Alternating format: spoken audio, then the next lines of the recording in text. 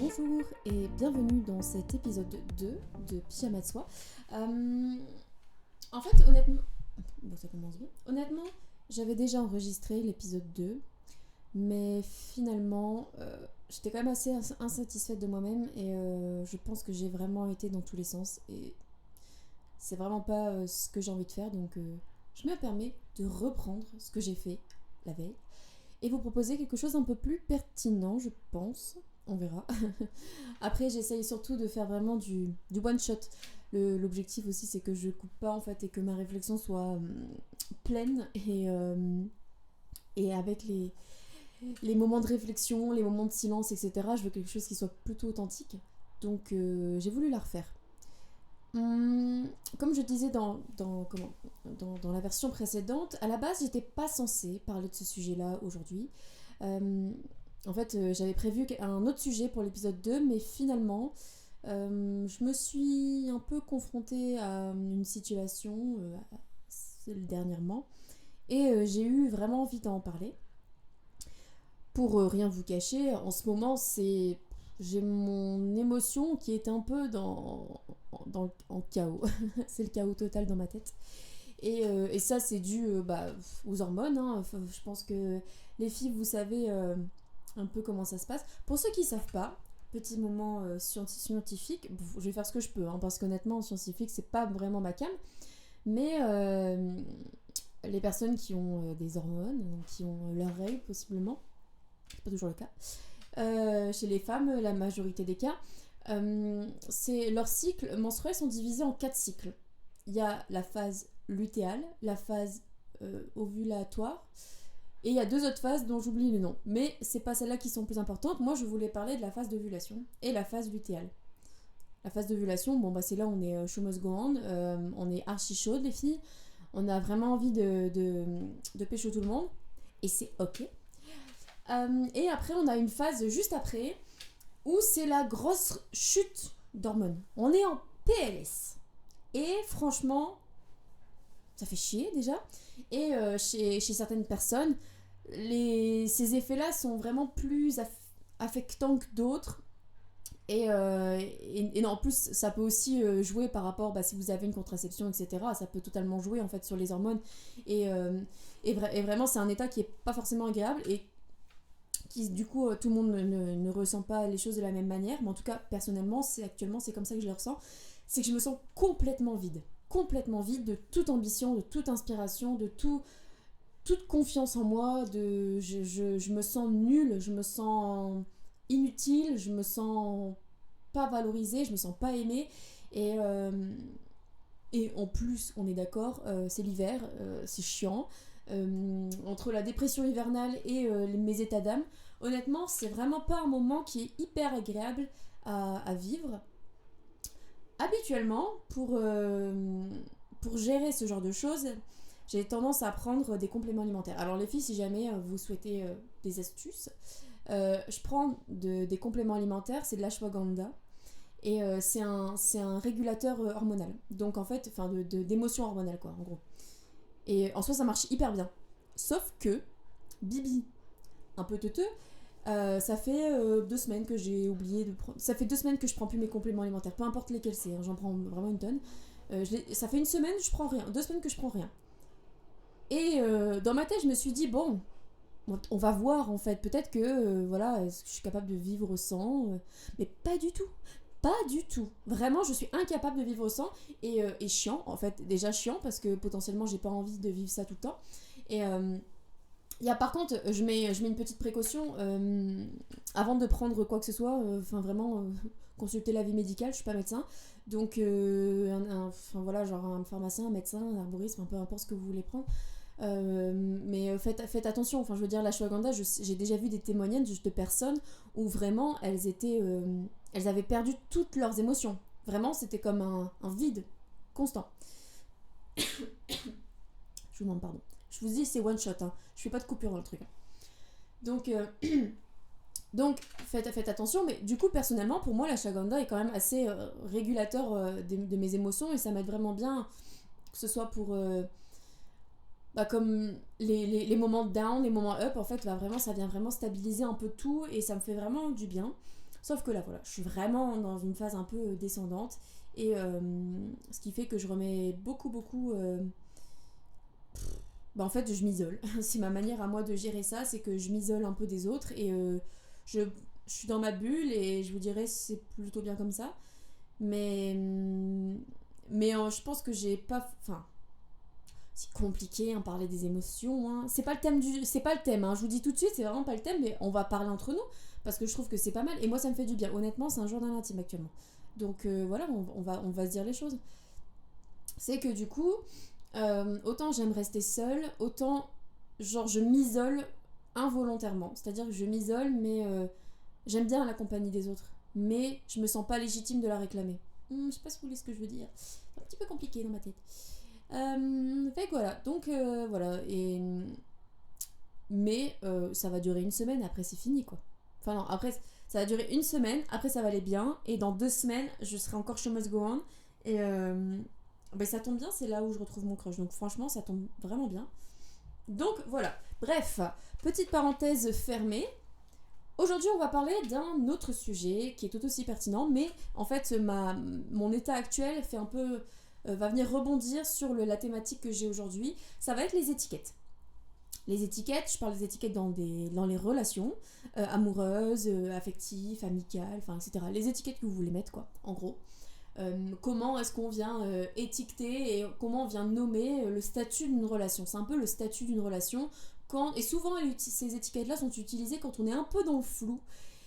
Et on va un peu aborder tous ces trucs-là parce que je pense qu'on est beaucoup de cas, enfin, en dehors d'avoir l'étiquette en couple, célibataire, il y a aussi d'autres étiquettes qui existent et je vais surtout m'appuyer sur, par exemple, le sex friend et sur la situationship, un mot que j'ai appris dernièrement. Donc on va un peu aborder ces trucs-là, de manière toujours bienveillante, évidemment, et de comprendre pourquoi est-ce qu'on les met, pourquoi on les utilise et les limites de ces termes-là. Parce que actuellement, j'ai vécu... Non, je rigole. En fait, c'était hier. C'est ça qui m'a donné l'envie. C'est que hier, j'ai vécu un moment quand même assez troublant. Et mon état n'a pas aidé. Et en fait, j'ai eu besoin d'en parler. Parce que je pense qu'il y a vraiment genre, il y a une limite des étiquettes qui franchit pas. Vous voyez ? J'espère que vous voyez ce que je veux dire. Alors, est-ce que vous êtes dans une relation avec quelqu'un ? Est-ce qu'il y a une étiquette sur votre relation ? Vous voyez ? Bon, en couple, on sait tout ce que c'est, hein, peu importe le nombre qu'on est. On sait ce que c'est. Célibataire, pareil, on sait ce que c'est. Et encore, des fois des fois, vous voyez, on peut être célibataire, mais on peut toujours aimer son ex. Enfin bref, des trucs un peu nuls comme ça. Mais on met pas d'étiquette en général, on a envie de le dire. Ensuite, on a l'étiquette du sex friend. Bon, c'est des amis qui couchent ensemble, c'est sympa, on passe des bons moments, on passe des moments intimes, etc. C'est super cool. Et les situationships. Alors là, donc pour ceux qui ne savent pas, pour les vieilles comme moi, qui ne savent pas ce que c'est situationship, donc c'est un petit gars avec qui je suis au tête qui m'a parlé de ce truc-là. Je sais comme, c'est quoi ce mot-là ? Situationship, en fait, c'est deux individus qui se connaissent pas nécessairement, qui se rencontrent et qui décident de se voir et on verra. Alors pour moi, je pensais que c'était du flirt, hein, clairement. En général, quand on voit quelqu'un, on va pas tout de suite se dire ok, lui ou elle, je vais me mettre en couple avec lui ou elle, non, ça va se terminer au bout de 2 semaines parce que ça me saoule, etc. Lui ou elle, non, ça va être mon meilleur ami par exemple. J'en sais rien, hein, je prends un exemple. Ou ça va être juste mon plan cul. Là, du coup, la situation inutile, pour moi, je pensais que c'était clairement du flirt, mais je pense que c'est sûrement la même chose. Et potentiellement, on va se voir, on va flirter, on va faire des sorties, tout ça, on va peut-être se côtoyer intimement, etc. Et puis, potentiellement, il y a un moment où, est-ce qu'il y a des sentiments qui se développent ? Est-ce que non ? Est-ce qu'on a envie de se mettre en couple ? Est-ce qu'on se voit avec la personne ? Parce que je pense qu'à mon grand âge, et j'en parlais dernièrement en plus avec quelqu'un que j'apprécie, je pense qu'on est à un âge où si on se met en relation avec quelqu'un, c'est parce que potentiellement on prévoit de se voir quand même assez longtemps dans le futur. En tout cas, on a envie de s'engager émotionnellement assez longtemps. Donc on n'est pas sur en mode ok, vas-y, on flirte, c'est machin, t'es mimi et tout, c'est cool. Non, là c'est que vraiment on a vraiment des atomes assez crochus et qu'on a envie de partager un bout de vie ensemble. Voilà, c'est ça situationship. Ok, parenthèse faite. Beaucoup de parenthèses en ce moment. Hein. Du coup, je voulais savoir pourquoi est-ce qu'on les met en fait ces étiquettes-là.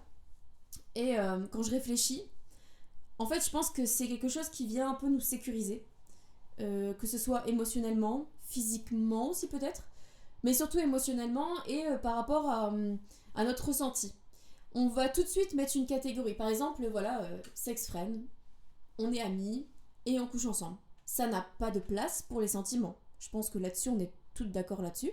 Ça n'a pas de place pour des sentiments. Donc ça vient sécuriser. C'est que, mine de rien, on va tout de suite se mettre des œillères dans le sens, ok, bon bah, ça n'a pas sa place, ça a sa place. Ça non, ça oui, ça non. Vous voyez, faire des sorties avec son ami, aller au ciné, aller faire des sorties, etc. Peu importe, faire du bowling, enfin j'en sais rien. Genre ça, c'est ce que des amis peuvent faire. Et il y a le petit truc en plus, vous voyez. Et c'est très bien en fait, et c'est ok. Quand les deux sont d'accord, je vous dirais c'est ok. Là où c'est compliqué, c'est quand il y a des sentiments qui viennent. Mais ça, on va y revenir un peu plus tard, parce que je pense que c'était un gros chapitre aussi. Donc ça vient sécuriser, ça vient aussi protéger. Et dans le sens, les deux vont de pair, hein, mine de rien, sécuriser, protéger, c'est un peu la même chose. Mais ça vient protéger aussi nos arrières, c'est-à-dire nos intentions, et aussi en fait ce qu'on peut faire ou ce qu'on peut pas faire en fait. Parce que potentiellement, dans un sex friend, qui dit que la personne n'a pas plusieurs sex friends? Qui dit que la personne n'est pas en flirt avec quelqu'un d'autre et en même temps elle entretient une étiquette de sex friend avec vous? Qui dit que cette personne n'est pas amoureux de quelqu'un d'autre mais que à l'instant T, bah, c'est sympa quoi. Vous voyez?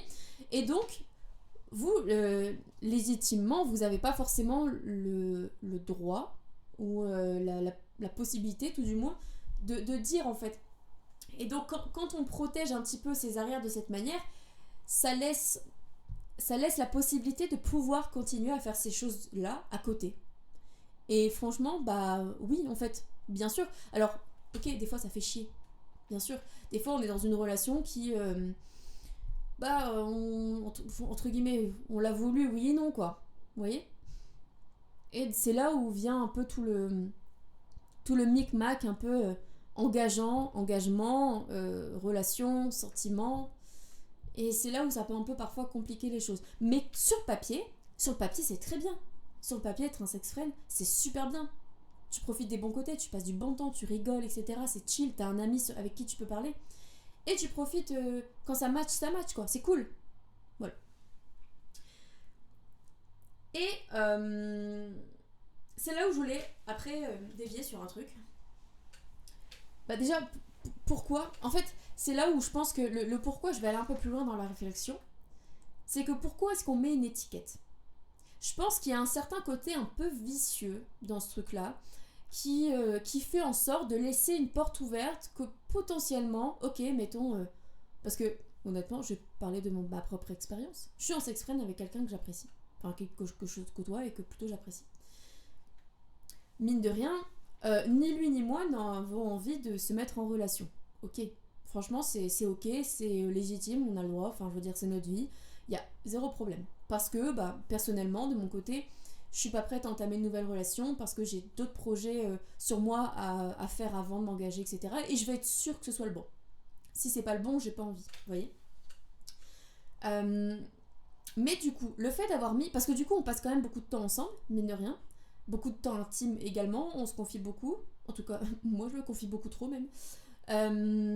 Et donc on passe du temps comme ça, qui est quand même du temps de qualité avec quelqu'un.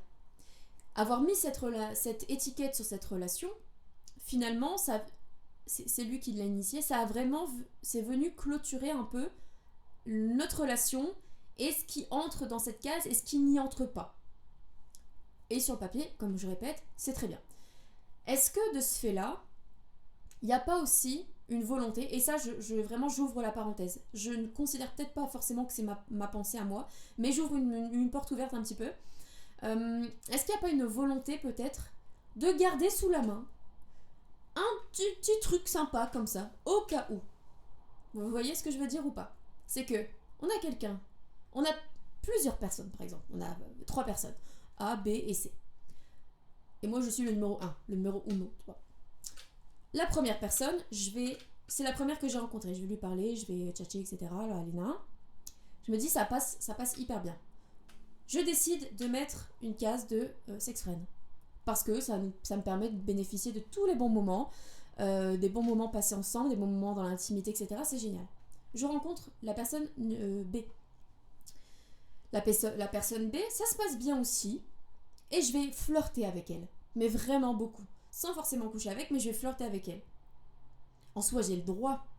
J'ai le droit puisque la personne numéro A, enfin la lettre A du coup, à la lettre A du coup, on n'est pas dans une relation d'exclusivité vu qu'on est sex friend. Logique. Donc j'ai toute la possibilité de pouvoir faire un peu ce que je veux avec la personne B. Et la personne C, bah elle c'est juste un plan cul. Parce que bah on se voit, on s'appelle juste quand on a envie de tirer un coup, on se voit, et puis ça s'arrête là. On n'échange pas nos sentiments, on n'échange pas nos émotions, etc. Mais du coup, bah en principe, la A, la B, la C, elles sont pas au courant que les autres existent, hein, je vous dirais. Et en soi, c'est franchement ok parce que bah, c'est légitime, hein, c'est sa vie privée, c'est notre vie privée, on n'est pas obligé de la déballer sur les toits. Et c'est carrément, il n'y a pas de problème avec ça. Mais en fait, je pense que peut-être la subtilité de mettre des étiquettes, c'est justement que on vient tout de suite bah, ranger les gens dans des cases. Mais ça laisse aussi la possibilité d'en faire un petit peu ce qu'on veut sans répercussion ultérieure. Et je vous dirais, c'est la manière la plus saine de flirter et de faire un peu ce qu'on veut, sans forcément qu'il y ait de répercussions vis-à-vis de nos relations. Donc voilà, vous savez, si on se met en couple, je parle de couple, comment on appelle ça, monogame, donc pas de couple libre.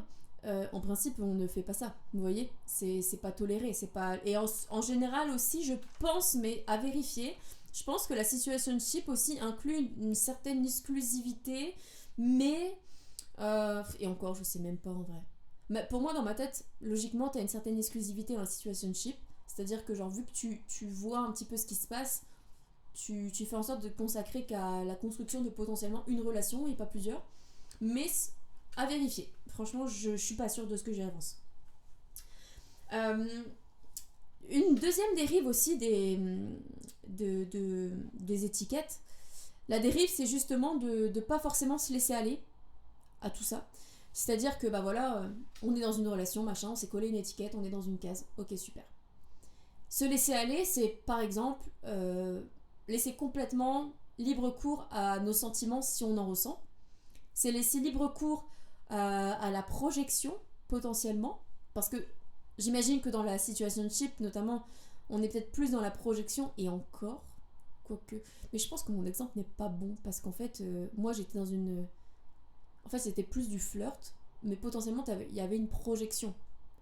Même si elle n'a pas abouti, il y avait potentiellement une idée de projection. Fait de juste comme connaître un petit peu les ambitions de futur à deux, potentiellement, c'est comme intéressant de savoir si on a envie de s'engager avec la personne. C'est mon avis toujours. Et du coup, je pense que, par exemple, notamment dans la relation de sex friend, je pense que le lâcher prise et le laisser aller émotionnellement, je parle pas physiquement, c'est même davantage mieux de se laisser aller physiquement dans ce genre de relation-là. Mais du coup, émotionnellement et sentimentalement, ça laisse quand même beaucoup de brides.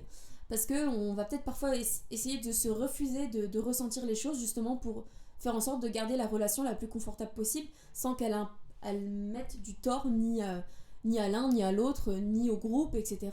Donc je pense qu'il y a tout de suite de genre de menottes tout de suite qui sont mises là-dessus. Et je comprends que parfois ça peut être un peu troublant et un peu blessant. Blessant, je sais pas si c'est le mot, mais si peut-être. Parce que, bah, et ça va être la troisième partie, mais en fait, si jamais on ressent des choses, au bout d'un moment, on finit par avoir des émotions et on finit par tomber amoureux de la personne, est-ce qu'on va pas s'empêcher de le dire justement pour conserver le côté agréable de la relation? Je veux dire, on s'appelle, on se voit, on passe du bon temps, etc. Finalement, ce que fait un couple sans les émotions. Enfin, sans le sentiment, tout du moins. Donc, c'est un peu ça, je pense. Je sais pas ce que vous en pensez. Franchement, je veux bien savoir parce que honnêtement, j'ai pas été dans énormément de relations étiquetées. Dans le sens où j'ai jamais mis d'étiquette en fait. Je me suis vraiment toujours laissé porter un petit peu par le feeling. Et ça va, ça part, etc. Et puis même quand j'étais jeune adulte, parce que maintenant je suis une vraie adulte, quand j'étais jeune adulte, même quand je fréquentais des gens comme ça sans forcément sans but, de manière régulière parfois, souvent, on n'a jamais mis d'étiquette là-dessus. Parce que je pense que mettre une étiquette, c'est déjà s'imposer une certaine limite. Et ça laisse pas forcément de place à l'imagination. et ça vient tout de suite contrôler un peu quelque chose qui potentiellement devrait être libérateur et un peu plus, comme on disait tout à l'heure, lâcher prise en fait. Et je pense, et ça c'est dans tout, hein. Et je pense que ça c'est vraiment dans tout, peu importe ce qu'on fait. À partir du moment où on va coller une étiquette à quelque chose, en fait on vient créer un carcan qui est vraiment emprisonnant et dans lequel on va évoluer mais dedans. Et ça vraiment sur plein de domaines, hein. Donc à voir. Est-ce que vous pensez que l'étiquette est une bonne chose? Est-ce qu'elle vous permet de vous protéger, de vous sécuriser? Ou au contraire, elle vous empêche de vivre pleinement quelque chose qui potentiellement aurait du potentiel? Ou bien de vivre pleinement quelque chose qui n'a pas de pression? Parce qu'en fait, mine de rien, on se met une certaine pression à rester dans ce truc-là, dans ce carcan-là, sans forcément vouloir en sortir. Mais parfois, on est des êtres humains et on en sort. Et on en sort. Et je vous dirais, heureusement qu'on en sort parce que, oui, on vit quoi. Je veux dire, on ressent des choses, on pense des choses. Et je vous dirais, je m'excuserai personnellement jamais de ressentir des choses, d'avoir des sentiments, d'avoir des émotions. Je veux dire, c'est ce qu'il y a de plus beau à offrir au monde, je pense. Donc, il faut vivre ces émotions. Sauf quand elles sont pas gérées comme en ce moment. Mais la plupart du temps, il faut vivre ces émotions pleinement. Je pense que c'est ce qu'il y a de plus beau. Et il faut ne pas avoir peur non plus de les communiquer à l'autre. Vous voyez, même si et on va passer sur la troisième partie, je pense qu'il faut aussi se respecter de ce point de vue-là. Je vais juste faire une pause. Je vais prendre un petit coup de café parce qu'honnêtement, j'ai hyper mal à la gorge. Ces petits moments SMR. Bref. Ça, je pense que je vais le couper, on verra. Et donc, en fait, là où je voulais venir, c'est vraiment de se respecter. Se respecter au niveau des sentiments, au niveau des émotions, au niveau des attentes. En fait, c'est ça le plus gros piège, je pense que c'est au niveau des attentes. Pour tout vous expliquer, en fait, pourquoi j'ai eu envie de parler de cette... des étiquettes, en fait. J'y ai pensé hier à la base, alors que j'avais prévu de tourner un autre truc. C'est qu'en fait, donc la personne que je vous parle depuis tout à l'heure, avec qui je suis sexprès, je pense que vous avez compris, on entretient une certaine intimité ensemble, voilà. Et on a collé cette étiquette-là au-dessus de notre relation. Et je vous dirais, c'est très bien, comme je vous disais, on n'a pas envie de s'engager ni l'un ni l'autre, c'est ok. Là, dernièrement, j'ai voulu aller sur l'appli d'encontre où on s'était rencontrés pour un peu regarder, feuilleter, etc., voir un petit peu les photos, les bios, tout ça. Et je vois que son profil a été mis à jour. Qu'il y a une nouvelle phrase qui est apparue sur son truc. Actuellement, il est en déplacement dans sa famille pour les fêtes. Et il a actualisé son statut comme « Ok, porte ouverte ». Entre guillemets, c'est pas sa phrase, hein, mais c'est comme ça que j'interprète. C'est porte ouverte pendant les 2 semaines qui arrivent. Et ce qui s'est passé, c'est que j'ai ressenti de la jalousie. Ah, la moto, elle tombe bien. J'ai ressenti de la jalousie et... pas de la rage, vraiment loin de là, mais en mode fais chier quoi. Putain, genre je pensais vraiment qu'on était exclusif, mais en fait non. Bien sûr que non, Sarah. Vous voyez, c'est là où je suis sortie de cette étiquette et j'ai vu un petit peu autour ce qu'il y avait et je me suis dit oulala, Sarah, non, tu vas trop loin là. Reviens où est-ce que tu étais. Non pas que j'ai des sentiments, je pense que c'est pas le cas. Mais il y a une certaine émotion, il y a de l'émotionnel forcément à partir du moment où je pense que c'est logique et plutôt humain à partir du moment où on passe beaucoup de temps avec une personne que voilà, qu'il y ait potentiellement des sentiments qui se développent. Je dirais, c'est pas mon cas, je pense pas. Mais le fait est que je pense que là c'était mon ego qui a été touché et on en parle beaucoup d'ailleurs de cet ego ensemble. Là, c'était mon ego qui est touché parce que je me prenais vraiment comme la number one, la titulaire, comme on aime le dire, la titulaire de tout son univers. C'est hyper égoïste, déjà dans un premier temps. Et c'est surtout pas l'étiquette qu'on s'est mis. C'est surtout pas ça. Parce que du coup, nous, c'est pas dans le contrat, en fait, tout simplement. Le contrat, c'est on n'a pas d'exclusivité. L'idéal, ce serait de pas développer de sentiments. Mais ça, pareil, ça se contrôle pas. Et je n'ai aucun droit à être jalouse. Aucun droit à réclamer une propriété quelconque, d'ailleurs. Et je ne la réclamerai pas. Enfin, je veux dire, c'est pas à moi, c'est pas à moi de faire ça, c'est pas... Non. Enfin, en tout cas, la situation à l'heure actuelle, je ne suis pas légitime de demander ce genre de choses. Et c'est peut-être ça, finalement, qui est le plus complexe. C'est quand on se retrouve dans une étiquette, finalement, qui nous-mêmes, on commence à évoluer, l'étiquette n'évolue pas, elle. Et du coup, on se retrouve avec des attentes ou des sentiments qui ne correspondent pas à ce qu'on avait prévu. Et quand ça prévient pas, ça fait chier. Ça fait chier parce que finalement, ça va amener un dialogue qui n'est pas forcément... Alors soit le dialogue va permettre d'évoluer sur quelque chose et va être encouragé et donc potentiellement on va pouvoir découler sur une autre étiquette possible. Ou bien ça va découler sur ok, bon c'est que on coupe là, on passe à autre chose. Et en fait, ça fait partie du jeu, je vous dirais. Ça fait partie du jeu et je vous dirais, vivez toujours le jeu à fond parce que de se priver finalement de ces choses-là, parce que se priver d'entrer en relation, peu importe l'étiquette qu'elle a, c'est... Comment c'est enfin, vous saurez jamais, peut-être que cette personne avec qui vous êtes en relationship, situationship, pardon, en sex friend, etc., peut-être qu'elle pourrait évoluer cette relation, mais vous le saurez jamais si vous la testez pas, vous voyez. Mais potentiellement, ce genre de relation est induit à se terminer au bout d'un moment. Voilà, c'est... Soit il y a une fin.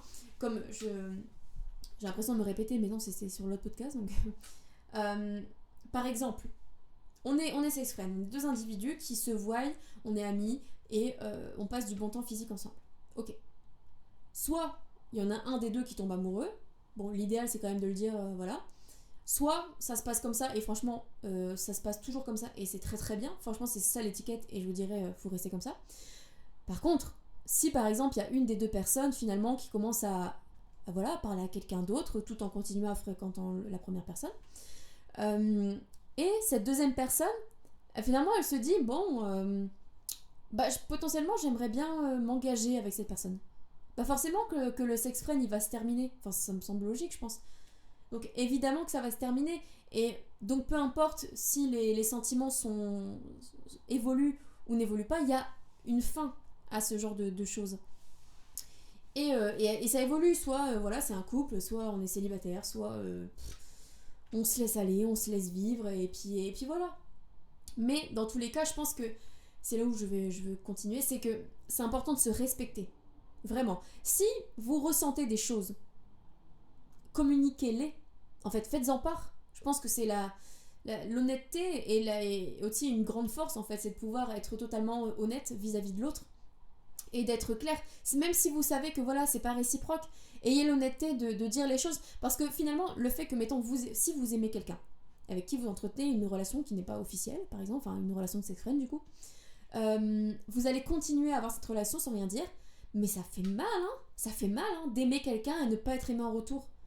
Ne vous infligez pas ça. Ne faites pas ça. Dites-le clairement. C'est pour vous protéger vous, en fait. Protégez votre cœur, protégez vos émotions. Et mine de rien, vous protégez aussi la relation. Parce que, en fait, en ayant beaucoup de sentiments, par exemple, il y a un moment où vous allez comme cumuler. Parce que des moments, vous allez toujours les passer ensemble, mais vous explosez, vous débordez d'amour. Il y a un moment, ça va péter. Parce que si cette personne, elle vous dit, finalement... voilà, moi je continue à parler à machin, et puis j'ai actualisé mon post sur l'appli de rencontre, et blablabla. Mais ça va bouillir, hein. Ça va bouillir. Et en fait, c'est peut-être là le pire, parce que du coup, ça va exploser. Et la personne en face, elle va vous regarder, puis elle va dire quoi ? T'es pas légitime de me parler comme ça. T'es pas légitime.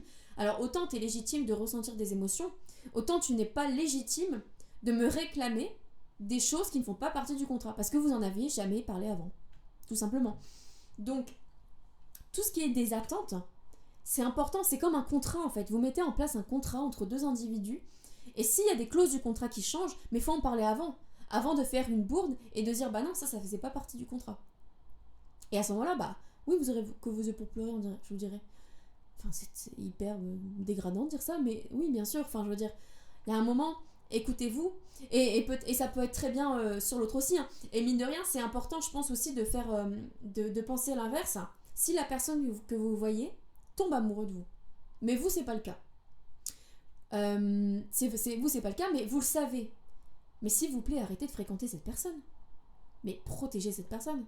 Enfin, en tout cas, si vos sentiments ne sont pas similaires, ne venez pas profiter de la situation dans le seul but de continuer à avoir une intimité avec quelqu'un, continuer à partager. C'est hyper... c'est méchant, en fait. C'est humiliant, je trouve. Et c'est pas finalement respecter l'amitié, parce que potentiellement, sexuel, voilà, amitié. Ce n'est pas respecter l'amitié que vous avez construite entre vous. C'est pas logique. Donc, ayez la maturité émotionnelle de pouvoir laisser partir les personnes qui sont trop attachées si ce n'est pas en retour. Alors, si les deux sont complètement amoureux, bah, show must go on, hein, c'est génial. Hein. Franchement, vivez le truc à fond. Les relations évoluent comme ça. Et les relations évoluent toujours. Et dans le meilleur des mondes, je vous dirais, je vous souhaite que ça se fasse vraiment comme ça, mais c'est pas toujours le cas. Pour revenir à mon expérience, du coup, quand j'ai ressenti beaucoup de jalousie, enfin beaucoup, non, j'ai un peu ragé intérieurement, mais oui, c'était de la jalousie que je ressentais. Mais moi-même, je me sentais pas légitime de ressentir cette jalousie, parce que bien sûr que non, je vais pas aller le voir en me disant, bah attends, tu te fous de ma gueule, tu mets ton truc et tout, tu vas aller coucher ailleurs en fait. Mais je fais pareil. Je fais pareil. Vous pouvez pas demander une exclusivité à quelqu'un quand vous-même vous êtes pas prêt à le respecter aussi. C'est logique. Alors c'est très simple. Qu'est-ce que j'ai fait? J'ai pris une douche, j'ai respiré, j'ai écrit mes notes sur la paroi de douche, que j'ai oublié d'ailleurs, hein, c'est pour ça que je suis pas ma trame là, que j'ai oublié mes notes dans la paroi de douche. J'ai réfléchi, mais c'est tout. Et j'ai mis mon téléphone de côté et je me suis posée et j'ai pris du recul. Et prenez du recul. Quand vous sentez vraiment que les émotions vous envahissent, prenez du recul sur la situation et voyez, ok, bon bah dans quelle étiquette je suis légitime d'interagir. Effectivement, si quand vous êtes en situationship et que vous avez conclu que voilà, il y avait une certaine exclusivité entre vous, en tout cas émotionnelle tout du moins, parce que vous cherchez, etc., à vous engager ensemble, donc voilà, etc. Là oui, mais vous l'avez déjà dit auparavant. Alors que là, on n'en a jamais parlé. Enfin, on a évoqué le sujet, mais on était tous les deux d'accord pour n'avoir aucune exclusivité. Enfin, c'est plutôt logique au terme de notre relation et de notre situation, finalement. Euh, donc finalement, ces engagements que l'on a vis-à-vis de l'autre et par rapport à ces étiquettes-là, c'est hyper important d'en parler dès le départ. Vous pouvez pas arriver comme ça en mode « Ah bah moi, je peux utiliser une sex friend. » Je fais « Ah bon ?» Bah, c'était pas comme ça que j'envisageais la situation. Ah ouais, mais c'est comme ça. Bah, vous êtes en droit de dire « Bah, va te faire foutre, en fait. » Vous voyez ? Voilà. Je sais pas trop comment vous voyez ces trucs-là. Est-ce que vous mettez des étiquettes sur vos relations, sur vos flirts, etc. Après, c'est sûr que, vous voyez, il y a aussi cette étiquette de date. Genre, quand on va en date, au dating, machin, on va se parler une semaine, après on coupe un peu les ponts, on fait un peu notre vie, on se voit une fois, deux fois, et puis c'est tout. Cette étiquette-là de date, oui, forcément, elle est carrément vouée à disparaître, dans le sens où elle est hyper, hyper éphémère. Elle découle forcément d'une autre étiquette, ou juste comme d'une absence totale d'étiquette, parce que cette personne n'est plus dans votre vie. Et parfois c'est pas plus mal. Donc c'est vraiment toutes ces petites choses en fait qu'on vient conditionner dans la vie. Et mine de rien, je pense que ça a vraiment aussi un besoin de contrôle. Je pense que ça fait partie d'un très très gros besoin de contrôle que de pouvoir mettre une étiquette pour se rassurer et pour maîtriser la situation. Parce que mine de rien, je reviens un peu en arrière. Mettons, la personne là que je vois actuellement, si on s'était pas mis d'étiquette de sex friend, etc., ou de relationship, situationship, ou de flirt, ou non, on s'était pas mis d'étiquette. En fait, potentiellement, ça laisse libre cours à absolument tout, parce que on se serait mis aucune limite. Donc, est-ce que moi j'aurais été davantage entreprenante, je le suis déjà beaucoup trop, mais est-ce que j'aurais été davantage entreprenante dans mes intentions, par exemple? Est-ce que j'aurais juste flirté? Est-ce que j'aurais été moi-même exclusive vis-à-vis de lui? Ou pas du tout? Est-ce que j'aurais... Vous voyez? Est-ce que, même si on veut pas s'engager, est-ce que j'aurais comme fait en sorte d'avoir son intérêt et potentiellement des sentiments naissants dans le simple but de nourrir mon ego? Ça aussi, c'est vicieux. C'est pas le but. Enfin, c'est vraiment méchant même. Enfin, je pense. Et si vous faites ça, franchement... bah on n'est pas ensemble. Hein. Enfin, je trouve que c'est un peu un comportement de mean girl, mais je serais ravie d'en discuter toujours. Vraiment, parce que j'ai un peu du mal à comprendre ce genre de faire, de façon de faire. Mais bref, donc ça aurait laissé libre cours absolument toutes les possibilités, mais il y a un moment, peut-être qu'on n'aurait pas été on n'aurait pas été dans le même accord en fait. On n'aurait pas parlé la même langue au bout d'un moment. Parce que, bah, ok, bah, moi, je m'investis énormément émotionnellement, sentimentalement, dans mes actions, dans mes paroles, parce que, finalement, ouais, c'est bien, mais on sait pas, mais en même temps, tac, tac, tac. Et peut-être que la personne en face, elle a aussi des attentes, etc., ou pas, d'ailleurs. Et finalement, je suis quelqu'un qui a quand même assez besoin de contrôle, et je pense que lui aussi. Et du coup, ça permet vraiment de consolider des choses et de aussi contrôler nos propres actions. Par contre, ça ne me contrôle absolument pas parce que j'exprime, je suis assez impulsive, assez indépendante et je fais un peu ce que je veux quand je veux. Et donc, c'est vrai que parfois, je dépasse les limites de cette case qu'on s'est mise, mais je ne le regrette pas. Je ne regretterai jamais de ressentir des choses, etc. Peu importe ce dont je ressens. Je ne m'excuserai jamais de ressentir ces choses-là. Parce que ça fait partie de moi, parce que ça me fait vivre. Et même si cette relation a une fin, peu importe la fin qu'elle prendra, même si cette situation a une fin, mais je ne regretterai jamais d'avoir vécu pleinement cette situation, d'avoir ressenti pleinement, si je les ressens. Peut-être que je serais déçue, mais au moins, voilà, je l'aurais ressenti, cette déception. J'aurais peut-être triste, j'aurais senti cette tristesse, vous voyez.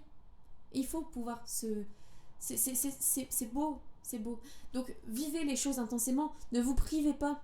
Ne vous privez pas de vivre des expériences qui peuvent vous faire grandir, qui peuvent vous faire évoluer, qui peuvent vous faire rencontrer l'être aimé, tout simplement, tout simplement. Dans le seul but de vous préserver de potentiellement une émotion négative. Mais s'il y a du positif, il y a du négatif, c'est pareil. Je dirais, ouais, j'ai pas commencé à faire de la science, c'est un peu complexe. Donc voilà. Je sais pas ce que vous en pensez. Je pense qu'on va se clôturer là. Respectez-vous surtout, respectez vos émotions. N'ayez pas peur de communiquer à l'autre et vous communiquer même à vous-même en fait. Essayez de prendre du recul sur vous, vos sentiments, vos émotions. Essayez de les partager quand vous pouvez, quand vous êtes capable. Vous voyez, ce podcast, c'est pour moi une manière aussi de prendre du recul sur mes propres émotions et de venir un peu poser les choses à plat et de réfléchir pour ne pas agir dans l'impulsivité. Parce que je pense qu'il n'y a rien de pire que d'agir en totale impulsivité. Et encore, je vous dis, en tout cas, quand les impulsivités sont négatives. Je veux dire, quand c'est pour faire un cadeau ou quoi, je dirais show must go on. C'est ma phrase, ça. Mais vraiment, vivez-le à fond. Mais voilà, toujours essayer de mesurer un petit peu l'impact que ce que vous dites, ce que vous faites peuvent avoir. Et est-ce que vous êtes légitime d'agir d'une telle manière selon la situation dans laquelle vous êtes. Prenez du recul. Et même en tant que célibataire, quand vous avez des dates, prenez du recul. Bah oui, la personne, c'est peut-être le 5e date de la semaine qu'elle fait. Mais c'est ok, enfin je veux dire, c'est pas marié non plus. Vous voyez? Donc, je comprends. Par contre, qu'il y ait des gens qui soient jaloux, etc. Enfin, je veux dire, moi la première, j'éprouve parfois un peu de jalousie, mais il faut pas que ça vienne empiéter vraiment sur toute votre stabilité émotionnelle, surtout pas. Je pense que là, si vraiment ça prend un impact vraiment trop grand, je pense que là on est plus de l'ordre de l'estime de soi, du manque de confiance et aussi peut-être un besoin de se sentir rassuré. Et c'est peut-être plus un travail sur soi-même avant d'entamer des nouvelles relations, c'est peut-être plus un travail envers soi-même et de se retrouver avec soi-même pour pouvoir évoluer d'une meilleure manière et éviter d'avoir des comportements qui potentiellement peuvent être irréfléchis et destructeurs, autodestructeurs et qui peuvent blesser et briser des personnes, autant que vous que l'autre en fait, voilà tout simplement. On se laisse là-dessus, sur ce 2e épisode qui n'était pas prévu, mais qui, du coup, mon sujet que je devais faire aujourd'hui, je le ferai sur le 3e épisode. J'espère que ça vous a plu. En tout cas, là, j'ai fait one shot. Je ferai pas de coupure. Je pense pas. Donc, on se retrouve dans un prochain épisode. N'hésitez pas à me dire ce que vous en pensez. J'aime beaucoup, en fait, ce genre de format où je parle vraiment de manière complètement ouverte et libérée. Ça me fait du bien, déjà. Et puis, toujours, je pense que ça peut aussi... je peux aussi retrouver des gens qui soient qui sont un peu dans le même cas, qui peuvent parfois traverser des choses qui sont pas forcément difficiles, qui sont pas forcément faciles à exprimer, pas faciles à comprendre. Et le fait d'extérioriser un petit peu toutes ces pensées, ça permet aussi de les mettre à plat et de faire un peu de tri dans notre tête. Parce que je suis quelqu'un d'hyper anxieuse, mon cerveau il tourne toujours à 1000 à l'heure. Donc le fait de mettre tout ça à plat, ça me fait du bien, ça me repose un petit peu l'esprit, donc c'est vraiment chouette. On se retrouve très très vite et puis entre temps je vous fais de gros bisous, prenez soin de vous, passez de joyeuses fêtes en famille ou pas. Moi personnellement je passe le réveillon seule et ça me va très bien, donc soirée karaoké garantie et je vais vraiment m'exposer le bide. Bref, prenez soin de vous et puis on se retrouve très très bientôt, bisous mes girlies.